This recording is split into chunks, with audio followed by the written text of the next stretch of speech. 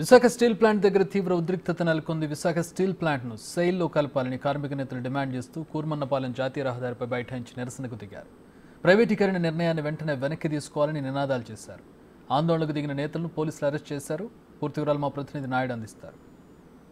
Visakha steel ప్లాంట్ను ప్రభుత్వ రంగంలోనే కొనసాగించాలని డిమాండ్ చేస్తూ 1307 రోజుల నుంచి కార్మిక నేతలు ఉద్యోగులు ఆందోళన చేసినా కేంద్ర ప్రభుత్వం ఏమాత్రం పట్టించుకోలేదు. దీనిని కనీసం సెయిల్లోనే కలపాలని వీళ్ళు డిమాండ్ చేశారు. ఈ నేపథ్యంలో ఈరోజు రోడ్డు మీద కూడా బైఠాయించిన పరిస్థితి. ప్రస్తుతం మనం తీసుకొచ్చి కార్మిక నేతలు పెద్ద ఎత్తున ఇక్కడికి వచ్చి దీక్షలో కూర్చున్న పరిస్థితి. 1307 రోజులు ఆందోళన చేస్తున్న పూర్తిగా కేంద్రంలో ఏమాత్రం చలనం లేదంటే పూర్తిగా అయితే వీళ్ళు ఆవేదన వ్యక్తం చేస్తున్న ప్రస్తుతం అంతా మాట్లాడడానికి కార్మిక నేతలు ఉన్నారు. సార్ చెప్పండి, ఏ విధంగా చూడవచ్చు 1300 పైనుంచి మీరు ఆందోళన చేస్తున్న కేంద్రం ఏమాత్రం పట్టించుకోవడం లేదు?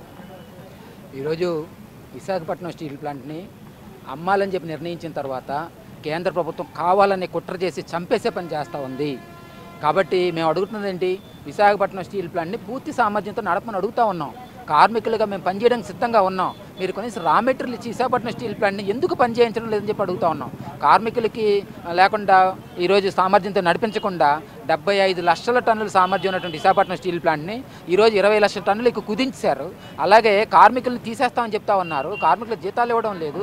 నిర్వాసితులు ఉద్యోగాల కోసం ఎదురు చూస్తూ ఉంటే వాళ్ళకి లేదు.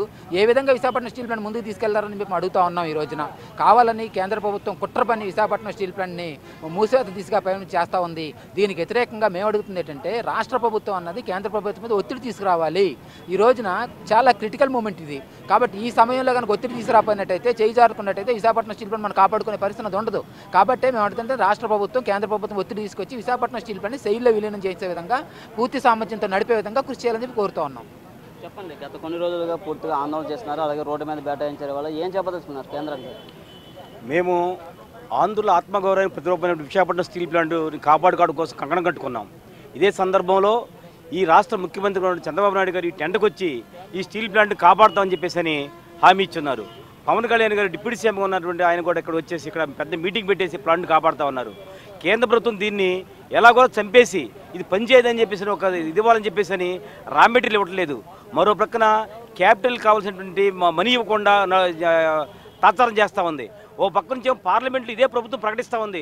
ఈ యొక్క 4 సంవత్సరాల కాలంలో 9.9 లక్షల కోట్ల రూపాయలు బ్యాంకుల నుంచి రుణాలు తీసుకున్న వాళ్ళందరూ కూడా రుణమాఫీ చేసినటువంటి ప్రభుత్వం ఈ విశాఖపట్నం స్టీల్ ప్లాంట్కి వర్కింగ్ క్యాపిటల్గా 5,000 కోట్ల రూపాయలు బ్యాంకు నుంచి అప్పు భరిస్తుంది. కాబట్టి మేమైతే రాష్ట్ర ప్రభుత్వం డిమాండ్ చేస్తున్నాం, ఆంధ్ర రాష్ట్రానికి అమరావతి నిర్మాణం ఎంత ముఖ్యమో, పోలవరం ఎంత ముఖ్యమో, అలాగే రైల్వే జోన్ ఎంత ముఖ్యమో అవన్నీ కూడా మనకి ఈ యొక్క రీఆర్గనైజేషన్ యాక్ట్లో, స్టేట్ రీఆర్గనైజేషన్ యాక్ట్లో ఉన్నాయి. అవి మనం కొత్తగా సాధించేదేం లేదు. విశాఖపట్నం స్టీల్ ప్లాంట్ అనేది ఈ యొక్క ఆంధ్ర ఆత్మగౌరవం ప్రతిరూపం. దీన్ని కాపాడుకోవడం యొక్క రాష్ట్ర ముఖ్యమంత్రిగా, ఉప ముఖ్యమంత్రిగా మీ మీద ఉంది. కాబట్టి మీరు కేంద్ర ప్రభుత్వం మీద ఒత్తిడి తేవాలని చెప్పేసి ఈరోజు సాయంకాలం స్టీల్ మినిస్టర్ గారు మన బోర్డు డైరెక్టర్స్ తోటి అలాగే ఉక్కు శాఖ కార్యదర్శితో మీటింగ్ పెట్టారు. కాబట్టి దాంట్లో ఒక ఒత్తిడి తీసుకొచ్చేసి ఈ ప్లాంట్ కాపాడడం కోసం ప్రయత్నించాలని చెప్పేసి కోరుకుంటా ఉన్నాం. 1307 రోజుల నుంచి ఇక్కడ నిరాదీక్ష చేస్తున్నాము. మరి ఈ నిరాదీక్ష చేస్తున్నప్పుడల్లా ఎప్పుడు లేని విధంగా, గతంలో ఎప్పుడు లేని విధంగా ఈ పోలీసులు వచ్చి ఇప్పుడు ఈ నిరాదీక్షని భగ్నం చేయడంలో ఆంతర్యం అర్థం కావట్లేదు. మరి అక్కడ కేంద్ర ప్రభుత్వం కానీ ఇక్కడ స్టేట్ గవర్నమెంట్ కానీ మరి దీని మీద యాక్షన్ తీసుకొని ఈ ప్లాంట్ను పరిరక్షించి గనులు కేటాయించి ఈ యొక్క స్టీల్ ప్లాంట్ని కాపాడతారని కోరుకుంటూ సెలవు తీసుకుంటున్నాం.